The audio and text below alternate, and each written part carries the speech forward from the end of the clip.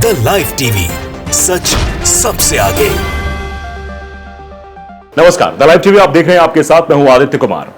दरअसल इस वक्त सुप्रीम कोर्ट का एक फैसला आया। सुप्रीम कोर्ट ने फैसला दिया है कि अब कहीं भी अगर हेट स्पीच होगी तो राज्य सरकार की जिम्मेदारी है कि उसके खिलाफ तुरंत ही कार्रवाई करे, चाहे कोई एफआईआर करे या ना करे। यह पहले 3 राज्यों में था, अब यह हर राज्य के लिए दिशा निर्देश सुप्रीम कोर्ट की तरफ से आ गया है। इसी बाबत काजल हिंदुस्तानी पर मुंबई में एफआईआर दर्ज हुई है। भड़काऊ भाषण देने का उन पर आरोप लगा था। सकल हिंदू समाज की तरफ से आयोजित एक कार्यक्रम में यह आक्रोश मोर्चा लव जिहाद पर विषय रखा गया था, आक्रोश मोर्चा लाया गया था और इसमें धाड़धड़ हेट स्पीच दी जा रही थी।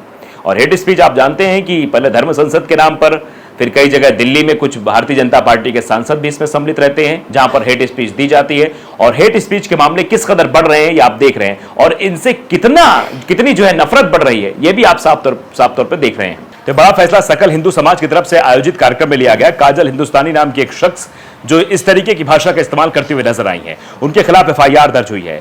मुंबई से सटे मीरा रोड इलाके में हेट स्पीच देने का, सामाजिक सौहार्द बिगाड़ने वाला भाषण देने का मामला दर्ज किया गया है। दरअसल 12 मार्च को सकल हिंदू समाज के तत्वावधान में हिंदू आक्रोश मोर्चा का आयोजन किया गया था। इस कार्यक्रम में तकरीबन 5000 लोगों की भीड़ एसके स्टोन ग्राउंड तक आई थी। उसी कार्यक्रम में काजल हिंदुस्तानी ने भाषण दिया था। प्रारंभिक जांच के बाद पुलिस ने धारा 153A और 505 के तहत मामला भी दर्ज कर लिया है।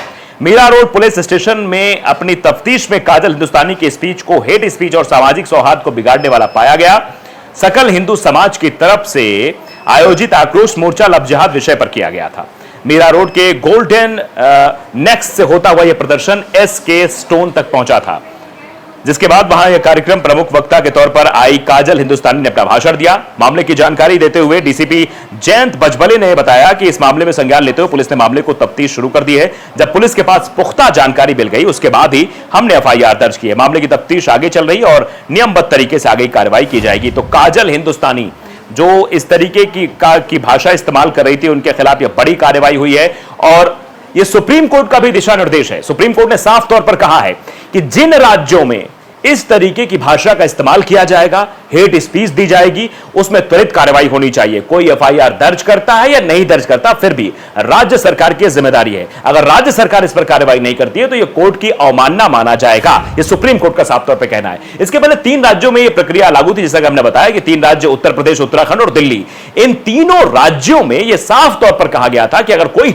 हेट स्पीच देता है तो उसके खिलाफ त्वरित कार्रवाई की जाए। लेकिन अब हर एक राज्य के लिए गाइडलाइन जारी कर दी गई सुप्रीम कोर्ट की तरफ से। कहीं भी अगर हेट स्पीच का मामला आता है तो कार्रवाई करनी ही पड़ेगी, यह साफ तौर पर कहा गया है, सीधा दिशा निर्देश दिया गया है। तो काजल हिंदुस्तानी जैसे कई ऐसे लोग हैं, चाहे वो हम कालिदास की बात करें जिन्होंने धर्म संसद के नाम पर हरिद्वार में भड़काऊ भाषण दिया था, या फिर उसके साथ साथ यति नरसिंहानंद सरस्वती जो हमेशा इस तरह के भड़काऊ भाषण देते रहते हैं, जिनको कहा जाता है कि नफरत की फैक्ट्री चलाने वाला एक विशेष आदमी है जो विशेषकर लोगों को गुमराह करने का काम करता है, संविधान के बारे में उल्टी सीधी टिप्पणियां करता है, देश के लोकतंत्र के बारे में उल्टी सीधी टिप्पणियां करता है। ये लोग सिर्फ नफरत फैला सकते हैं, जहर फैला सकते हैं, लेकिन अब इन पर कार्रवाई होगी। सुप्रीम कोर्ट की खबर भी हमने आपको दिखाई, सुप्रीम कोर्ट के उस फैसले खबर जो इन हेट स्पीच देने वाले लोगों के खिलाफ खबर थी, जो लगातार इस तरीके की भाषा का इस्तेमाल कर रहे थे। जो कुछ भी होता है ये सबसे पहले सामने आ जाते हैं कि इनके बारे में ऐसा, इनको काटो, इनको मारो, छुरी रखो, चाकू रखो, ये सब रखो, ऐसी बातें जो की जाती हैं। भारतीय जनता पार्टी के नेता किस तरीके की बातें करते हैं, प्रवेश वर्मा के बारे में कई सारी बातें निकल कर आई थी। तो अब ये सब लोग मंचों पर खड़े होकर हेट स्पीच नहीं दे पाएंगे और यह जिम्मेदारी होगी उस राज्य की जिस राज्य में ऐसा कृत्य होगा। अगर किसी राज्य में इस तरीके की चीजें होती हुई पाई गई तो उन पर कार्रवाई होगी। तो कभी अपने आप को राष्ट्रवादी, तो कभी हिंदुत्ववादी, कभी हिंदू नाम से फेमस, कभी हिंदुस्तानी नाम से फेमस काजल की मुश्किलें अब बढ़ने वाली हैं। काजल को शायद ही कोई बचा पाए। हिंदू राष्ट्रवादी ने दी हेट स्पीच, काजल हिंदुस्तानी पर एक और एफआईआर दर्ज। कट्टर हिंदू विचारों से प्रभावित वक्ता काजल हिंदुस्तानी खिलाफ मुंबई सटे मीरा रोड के कार्यक्रम में मुसलमानों और ईसाई समुदाय के खिलाफ हेट स्पीच देने का केस दर्ज किया गया है। भारत को हिंदू राष्ट्र बनाने की पैरोकार और कट्टर विचारों को मानने वाली, आप समझिए, कट्टरता इनके अंदर भरी हुई है और एक कट्टर शब्द ही देश के लिए विनाशकारी साबित हो सकता है। ये कट्टर शब्द जो लोग इस्तेमाल करते हैं, मैं कट्टर हिंदू, मैं कट्टर मुसलमान, ये कट्टर शब्द देश को गर्त में ले जा रहा है, समाज में एक विवनस्यता का भाव पैदा कर रहा है और इसी से समाज विघटित हो रहा है।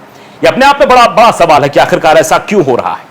हिंदू राष्ट्रवादी काजल श्रृंगला पर हेट स्पीच के मामले में एफआईआर दर्ज किया गया है। उन पर आरोप है कि उन्होंने मुंबई सटे मीरा रोड इलाके में भड़काऊ भाषण दिया है। इससे सामाजिक सौहार्द बिगड़ने का खतरा था। ठाणे जिले के मीरा रोड इलाके में 12 मार्च को सकल हिंदू समाज द्वारा हिंदू आक्रोश मोर्चा का आयोजन किया गया था। इसी इलाके में एसके स्टोन ग्राउंड में हुए कार्यक्रम में काजल हिंदुस्तानी शामिल हुई थी।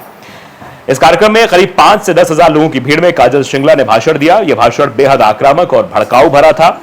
प्रारंभिक जांच के बाद पुलिस ने आईपीसी की धारा 153A और 505(2) के तहत मामला दर्ज कर लिया है। पुलिस ने अपनी जांच में काजल हिंदुस्तानी के भाषण को हेट स्पीच के स्तर पर पाया और उसे सामाजिक सौहार्द बिगाड़ने वाला पाया। दरअसल सकल हिंदू समाज की तरफ से आयोजित यह आक्रोश मार्च लव जिहाद के खिलाफ निकाला गया था। मीरा रोड के गोल्डन नेस्ट से होता हुआ यह विरोध मार्च एसके स्टोन तक पहुंचा था। इसी एसके स्टोन ग्राउंड में हुए कार्यक्रम में मुख्य वक्ता के तौर पर काजल हिंदुस्तानी ने भाषण दिया। इस पर हेट स्पीच का आरोप भी लगा। उन्होंने मीरा रोड में मुसलमानों और ईसाई धर्म के मानने वालों के खिलाफ कहा था कि चादर वाले और फादर वाले जैसे शब्दों का इस्तेमाल किया था। आप समझिए कि एक चादर वाले, फादर वाले, इस तरीके के शब्दों का इस्तेमाल किसके द्वारा किया गया था? काजल हिंदुस्तानी के द्वारा किया गया था। उन्होंने कहा था कि मीरा रोड के फेरी वाले नपुंसकता की दवाइयां मिलाकर अपने माल बेचते हैं। इस तरह यहां लव जिहाद और लैंड जिहाद शुरू है। ऐसे भड़काऊ भाषण की वजह से काजल हिंदुस्तानी के खिलाफ एफआईआर दर्ज हुई है। काजल हिंदुस्तानी पर एफआईआर दर्ज होना पर काफी नहीं समझा जा रहा है। मार्क्सवादी कम्युनिस्ट पार्टी के स्थानीय नेता और कार्यकर्ता अब मांग कर रहे हैं कि काजल हिंदुस्तानी की तरह ही कार्यक्रम के आयोजकों के खिलाफ कार्रवाई की जाए और उनके खिलाफ केस दर्ज किया जाए। ये सीधे तौर पर बात कही गई। तो काजल हिंदुस्तानी की अब मुश्किलें बढ़ने वाली हैं, क्योंकि अब चौतरफा वो घिर चुकी हैं। चौतरफा उन पर सवाल खड़े हो रहे हैं कि आखिरकार इस तरीके की भाषा का इस्तेमाल क्यों किया, ऐसे भाषा का इस्तेमाल करने की क्या जरूरत थी। अब समझिए, अंदाजा लगाइए किस तरीके से काजल हिंदुस्तानी ने वहां चादर वाले और फादर वाले कहा। ये लोग जो नफरत फैला रहे हैं देश में, ये लोग इधर उधर की बातें कर रहे हैं, ये लोग सामाजिक सौहार्द को बिगाड़ने का काम कर रहे हैं। और ऐसी भाषा जो बोली जा रही थी वो कहीं से भी सामाजिक तौर पर सामाजिकता के लिए सही नहीं है। इसको सुप्रीम कोर्ट ने भी कह दिया कि हेट स्पीच देने के मामले में हम कार्रवाई करेंगे, त्वरित कार्रवाई करेंगे, और जो राज्य कार्रवाई नहीं करेगा उसके खिलाफ कोर्ट की अवमानना की कार्रवाई की जाएगी, क्योंकि वो कोर्ट की अवमानना है। सुप्रीम कोर्ट का आदेश ना मानना सीधे तौर पर कोर्ट की अवमानना माना जाएगा। तो आप अंदाजा लगाइए किस तरीके से अब जो हेट स्पीच देने वाले लोग, जो अपनी जुबान पर ताला लगाए बिना सोचे समझे मंचों से कुछ भी बोल रहे थे, अब उनकी मुश्किलें बढ़ने वाली हैं। अब ऐसे लोग जो नफरती लोग हैं वो ऐसे भाषण नहीं दे पाएंगे, चाहे वो यति नरसिंहानंद सरस्वती हो, चाहे वो कालिदास हो। तो द लाइव टीवी अगर आपने सब्सक्राइब नहीं किया, सब्सक्राइब जरूर करिए, बेल आइकन दबाइए ताकि सच खबर आप तक पहुंचती रहे। नमस्कार। द लाइव टीवी, सच सबसे आगे।